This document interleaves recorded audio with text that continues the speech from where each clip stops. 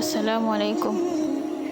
আজ তায়াম্মুমের ফরজ, সুন্নত ও তায়াম্মুম করার পদ্ধতি সম্পর্কে অবগত হব ইনশাআল্লাহ।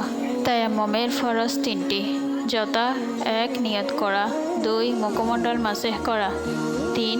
হাত মাসেহ করা।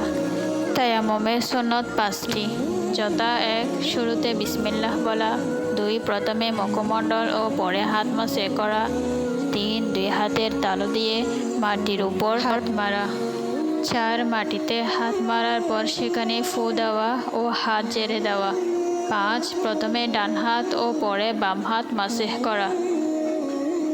তায়াম্মুম করার পদ্ধতি: ১. প্রথমে মনে মনে নিয়ত করবে, অর্থাৎ এই তায়াম্মুম অজুর বদলে অথবা গোসল ফরজ হয়ে থাকলে গোসলের পরিবর্তে সে ইচ্ছা পোষণ করবে, মুখে কোনো কিছুই বলা লাগবে না।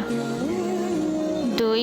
অতঃপর বিসমিল্লাহির রহমানির রহিম পড়বে। ৩. এরপর দুই হাতের তালু পাক মাটির উপর মেরে ধুলোবালি থাকলে ফুঁ দিয়ে বা ঝাড় দিয়ে পরিষ্কার করে দুই হাত দিয়ে মুখমণ্ডল হালকাভাবে একবার মাসেহ করবে। তারপর ডান হাত মাসেহ করবে বাম হাত দ্বারা, আর সবশেষে বাম হাত মাসেহ করবে ডান হাত দ্বারা।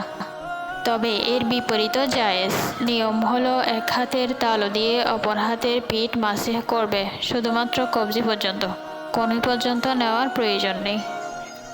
দেখুন এই সম্পর্কিত হাদিস: বুখারী ৩৪৭, মুসলিম ৩৬৮ নং হাদিস।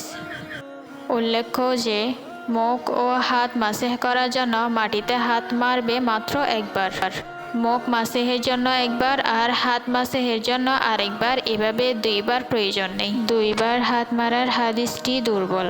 বিশুদ্ধ হলো মাটিতে মাত্র একবার হাত মারা। কনুই পর্যন্ত হাত মাসেহ করার পক্ষে কোনো সহিহ হাদিস নেই, আছে দুর্বল হাদিস।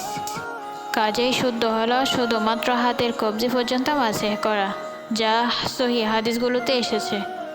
সহিহ বুখারীর ব্যাখ্যাকার ইমাম ইবনে হাজার আসকালানী রাদিয়াল্লাহু আনহু বলেছেন, তায়াম্মুম বিষয়ে বুখারী ও মুসলিম ব্যতীত অন্যান্য গ্রন্থের বর্ণিত হাদিসগুলো দুর্বল। অতএব বিজ্ঞ ফকিগণের মতে সহিহ হাদিসের বিপরীতে দুর্বল হাদিস আমল করা ঠিক নয়।